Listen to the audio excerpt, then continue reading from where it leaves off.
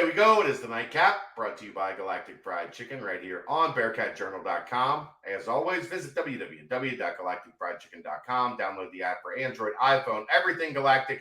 Get yourself down to Dayton, Kentucky. Tell them to pump it up. Save yourself 15%. Get some fantastic, outstanding chicken tenders, chicken dunkers, fried chicken, all the great sides and appetizers, and they will take care of you. Or go to the app, and they will deliver pretty much anywhere inside the 275 loop. Wednesday through Sunday, lunch and dinner. All right, Aaron. It's we've got a main topic, but there was a lot of other stuff happening around UC Athletics today.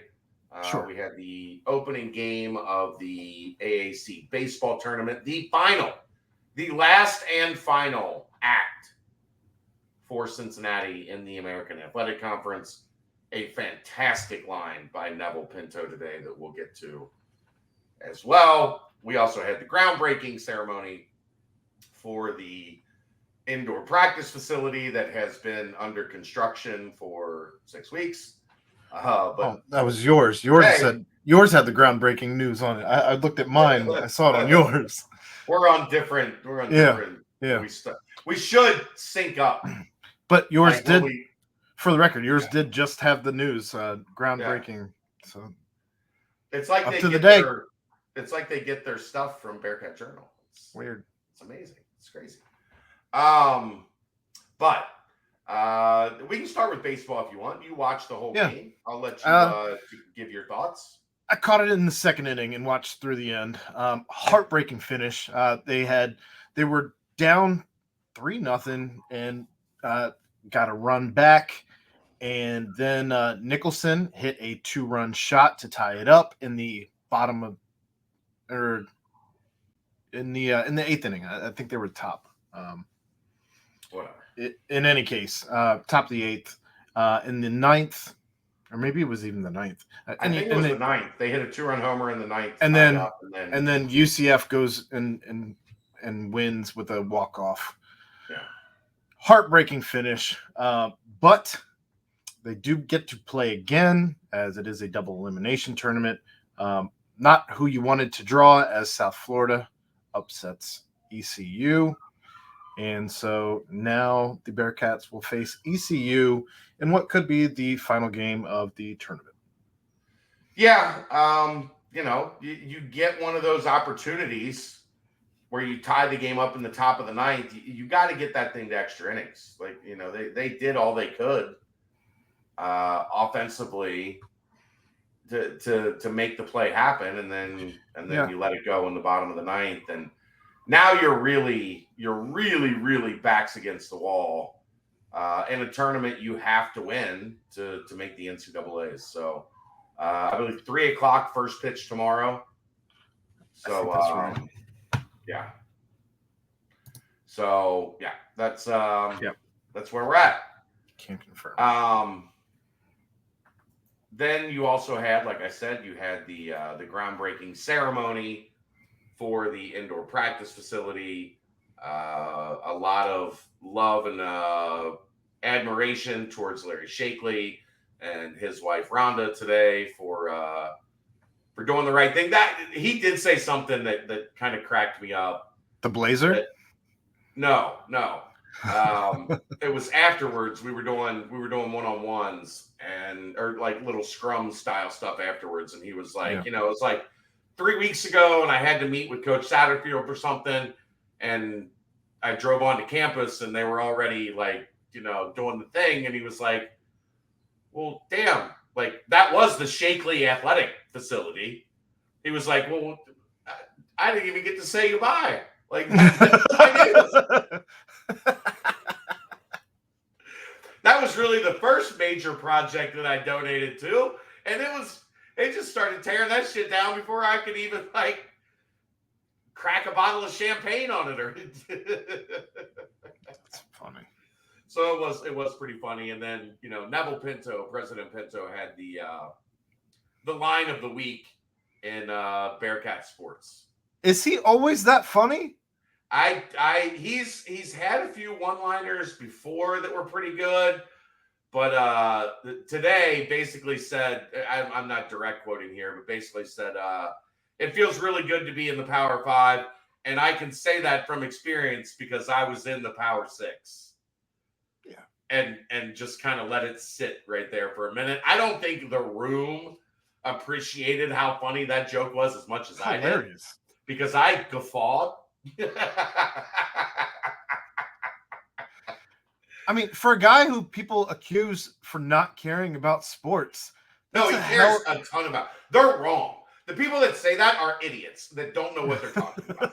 I'm just going to make that very clear right now.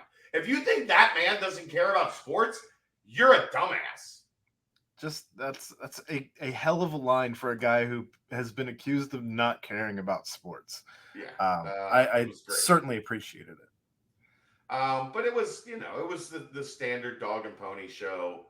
Shocker. Yeah, I mean, but look, right behind the ceremony, construction was 6 weeks. Like, everything has been demolished. It's just dirt and rubble. Like, usually groundbreaking ceremonies are supposed to be the first thing. And this was like the 8th thing. But it was a good event. The video is up on the YouTube channel if you want to go watch, with comments from John Cunningham, Neville Pinto, and Larry Shakely. But let's get to kind of what we wanted to talk about today. And it got even more. This was a topic from yesterday that we shelved so that we could talk about it today. And then today, essentially, Washington State just kind of suspended their athletic department and said, we don't know how much money is coming in. We know we got to pay a bunch of money to a bunch of stuff. Like, we're hitting pause on our athletic department. I have the quote here. Brett McMurphy reported, Washington State President Kirk Schulz says Washington State athletics will have a temporary freeze on all current and future vacant positions until further review, as well as a pause on non-essential travel purchases and new professional development because of, quote, significant decrease in Pac-12 revenue distribution as a result of overpayments from one of the conference media partners that must be resolved. Relocation of the Pac-12 headquarters out of San Francisco exceeded budget projections as well. Additionally, Washington State projects that Cougar Athletics exceeded its expenditures for the year due to inadequate documentation of revenues and expenses, end quote. Yikes. All of the things. All of the things were involved there. Just, I guess, maybe he doesn't think that Washington State, if they don't get into they're done. They're done. If the Pac-12 breaks up, Washington State and Oregon State are done. Like, they're done. Like I don't even know that Mountain West would be an option because you're already in the red. Well, they would have to go to somewhere like the Mountain West, but they're operating on a $40 million budget, and they would have to switch to a $5 million budget. Like, it can be done. It can be done, but it's very rarely done after you've already been sat at the table. Right, sat at the table. And now, like, the 40-year-olds never go back to the kids' table. It's like that's it's a tough pill to swallow. Yeah. But ultimately, where this started was yesterday.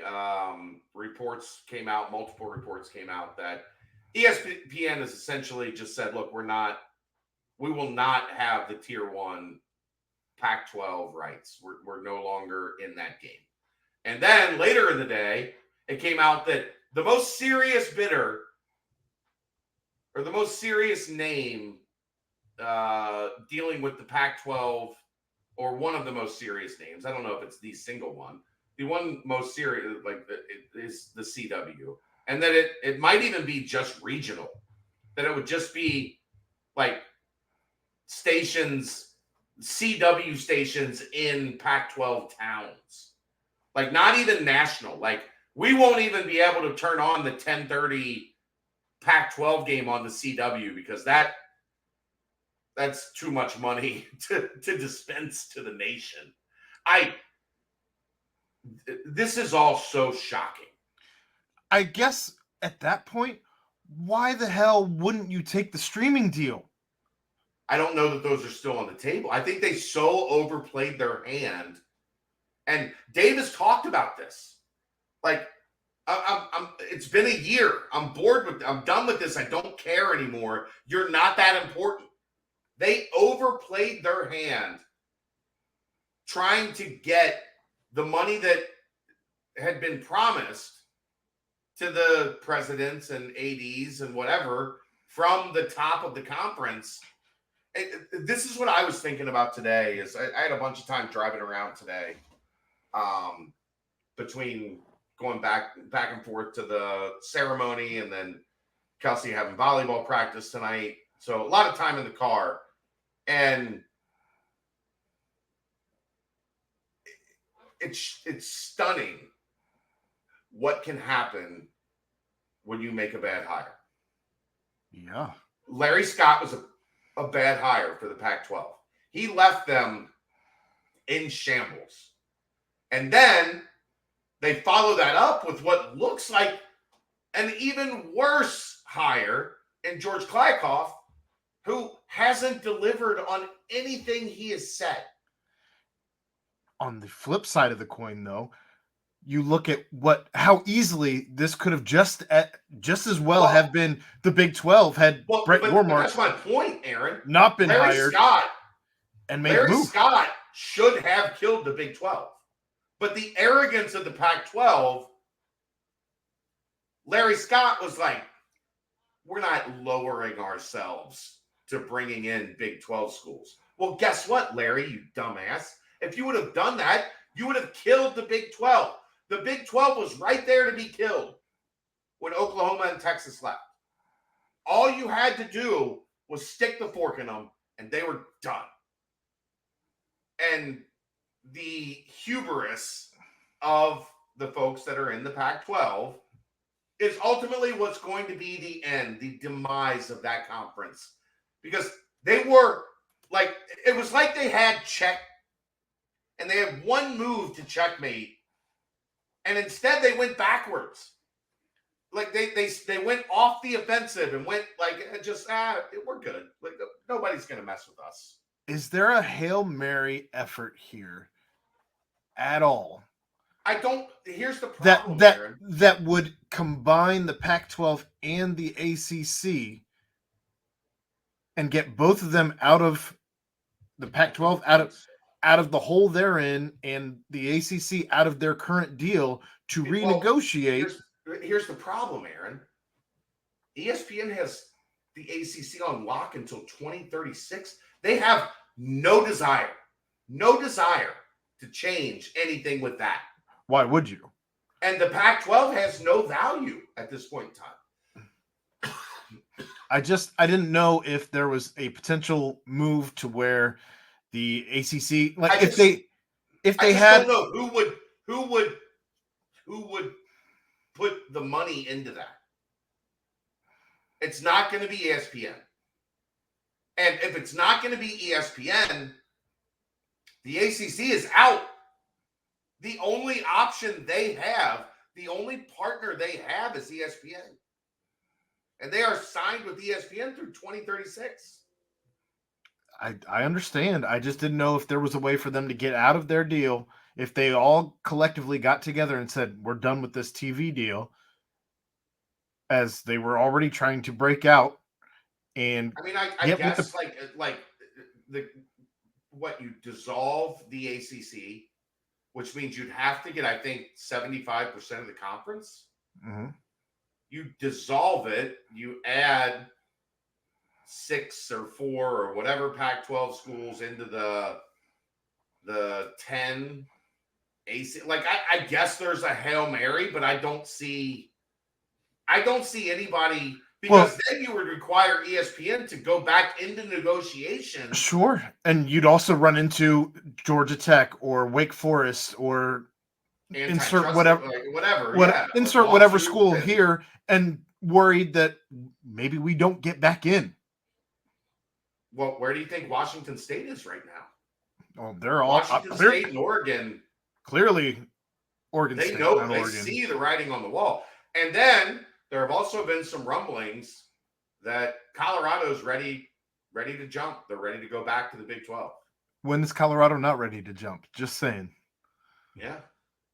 That's the biggest issue I have with Colorado. Of course, Colorado's ready to get in somewhere where they can afford to pay Dion. Otherwise, Dion may never actually coach a game there. If they get left high and dry, oh man. Yeah. But I think they're in panic mode again. They're at the forefront like they were when they left the Big 12 for the Pac-12. Now they're back in panic mode again. They're trying to get back with their ex. Because they thought the Pac-12 was going to pay them. Look, if Colorado gets left out, to me, it would be the greatest tragedy ever written. Ever. You would have all of the great storylines that you would ever need for a Greek tragedy. Talk about misreading your hand. You could make that into a three set. Yeah. Oh my God. Just everything about that would be just a whole opera. I'm sure Dave and I will get into this a little bit more tomorrow night. But boy, we knew it was going to come to a head at some point and it was going to be ugly. It is UGLY. You don't need no alibi. You ugly. You ugly. It's a shit sandwich for the entire conference. Oh my God. UCLA and USC are looking at each other going,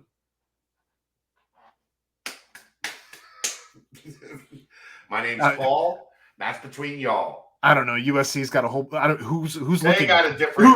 Who at USC's even look? Just the president, I guess, at this point. Because who's left?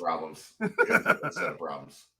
But anyway, all right. We'll see you. We'll see you tomorrow night for the BCJ podcast and more. This is the Nightcap, brought to you by Galactic Fried Chicken, right here on BearcatJournal.com. See ya.